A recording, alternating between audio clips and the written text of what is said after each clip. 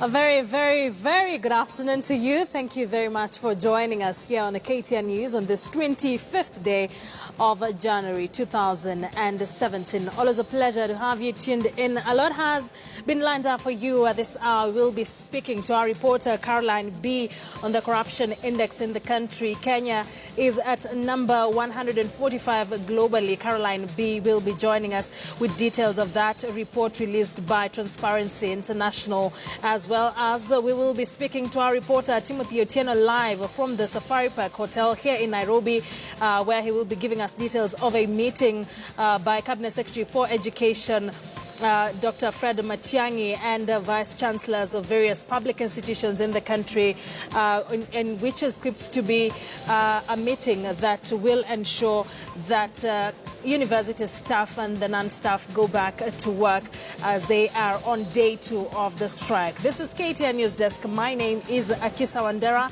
and our sign language interpreter is William Sila. A report by Transparency International ranks Kenya at position 145, a drop from 139 in 2015. ODM leader Raila Odinga, on his second day tour of Coast, alleges that government is giving fake title deeds. And Baringo County Senator Gideon Moi and former President Daniel Moi donate 600 bags of assorted grains to starving residents of Baringo.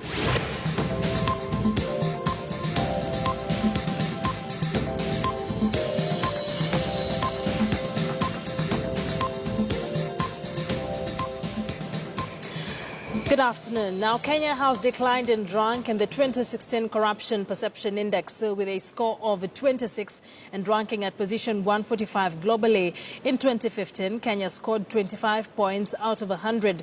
For the 10th year now, Somalia has been ranked as the worst performer, while Denmark and New Zealand as the best performers, characterized by an open government and independent judicial system. All right, let's now speak to our reporter Caroline B, who is joining us from our City Centre studios with more details about the latest release of the Corruption Perception Index by Transparency International. Good afternoon, Caroline. Kenya seems to have moved a number of spots from 139 to 145, but what continues to ail us? Well, good afternoon to you, Akisa. I think that is just an indication of the corruption levels in the country. As of last year, a lot of scandals were reported, and various corruption cases were actually reported, which necessitated the numbers to drop from 139 to 145. And it's a very sad state of affairs here in Kenya. And in East Africa, we have countries like Rwanda and Burundi, and Tanzania. Rwanda is at position 50, while Tanzania comes in at position 115. And that is just an indication that these countries have moved ahead in the fight against corruption. But if we look at the global ranking, since this ranking was looking at how countries have fared on in the global scene, we have New Zealand, which fared on very well with 90 points compared to Kenya, which came in with 26. And as you know, last year, the year 2015 and the year 2014, Kenya still maintained a position. Kenya still maintained points of 25, and in 2013 and in 2014, it had 27. So that means it came 1 point down from 2013 and 2014. And it's when we look at how Kenya and other African countries have actually performed, it can be compared to Gambia elections. Uganda is also performing very poorly, 151, and we are among the last 25 countries to be ranked in that, and it's a very sad affairs.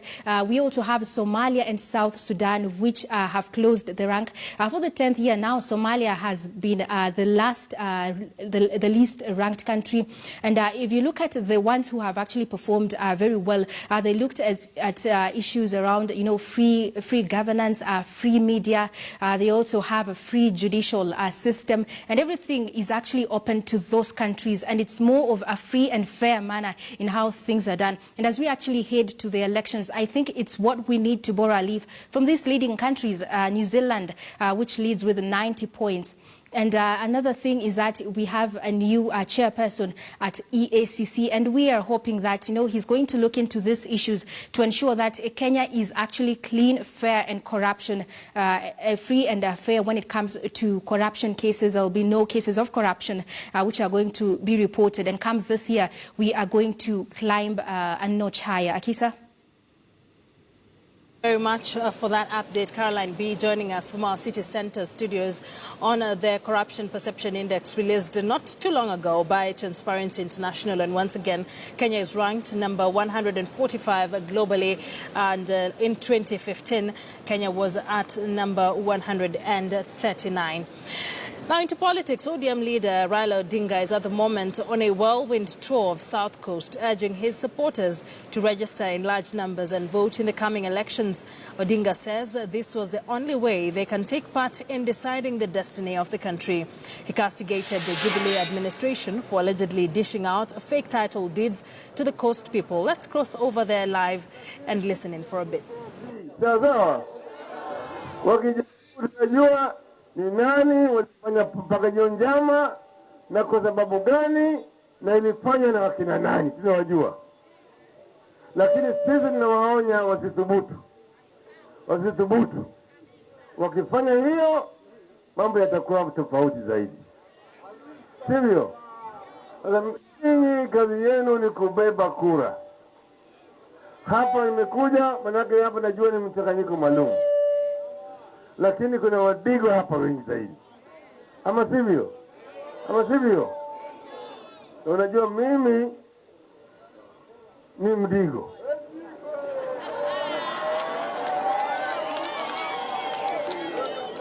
Manake kwanza baba yangu marehemu Jaramogi Oginga Odinga na mzee Bambaulo walikata chale ya wadigo, wakaunganisha damu, sawa?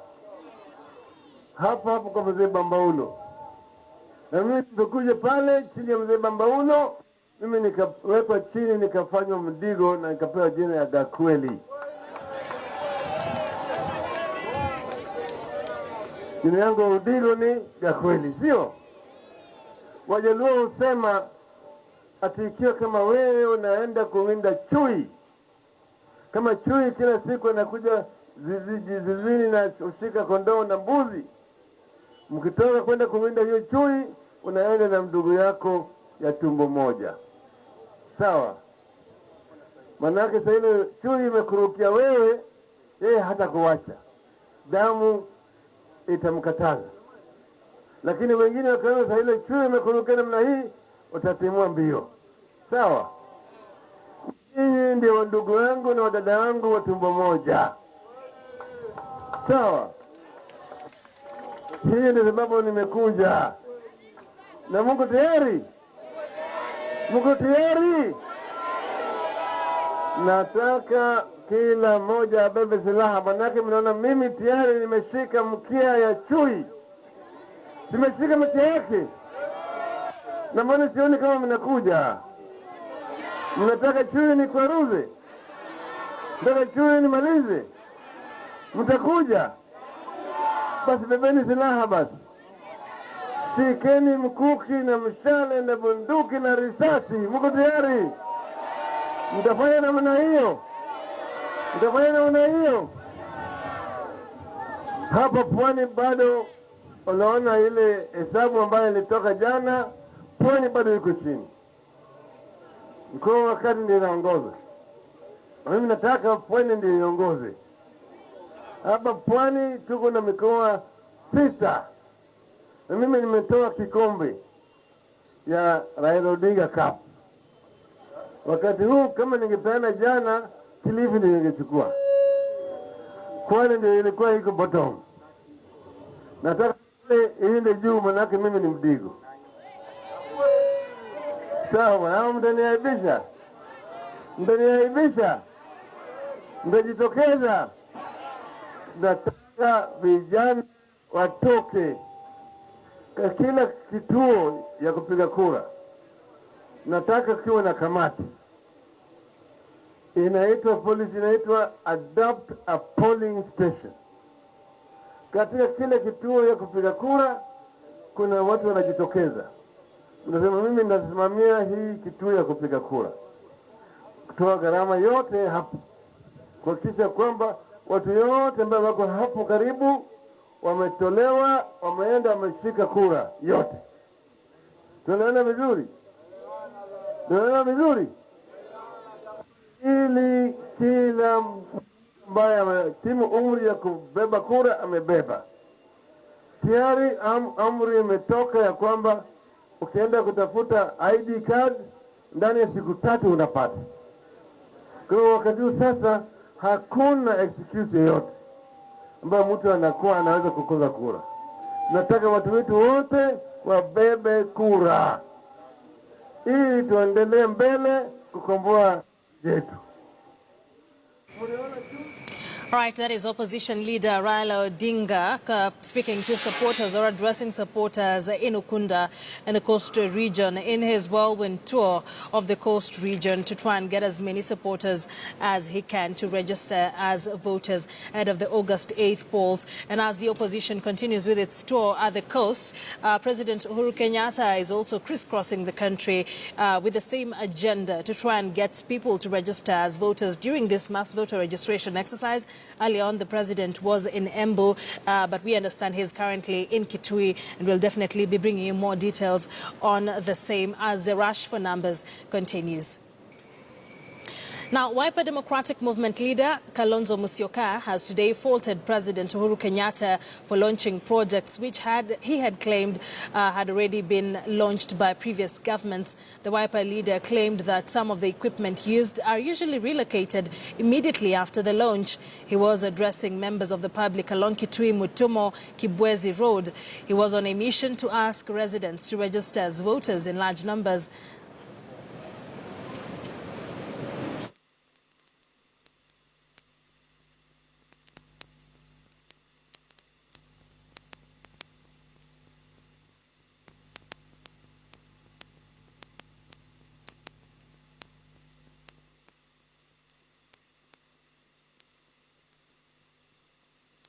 You cannot, as a president, come and launch something, and then the following day, the contractor carries away everything. He says he'll come back when he's paid the money. I don't blame the president here. I blame his handlers. Wale handlers, CS wa roads and transport, alianda president wa Kenya. And that is serious maneno. Angekuja hapa mwenyewe kwanza, kazi ikianza inakuwa continuous. Oyuma ilakwethia pengine mange ubike kudha.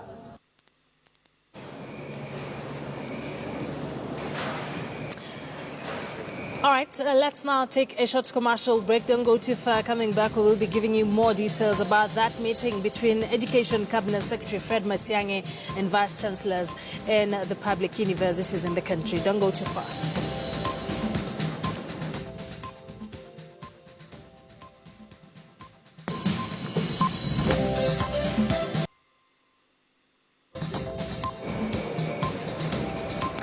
Welcome back. You're watching KTN News Desk. Many thanks for staying with us. Now, Education Cabinet Secretary Dr. Fred Matiang'i this morning held talks with chancellors of public universities.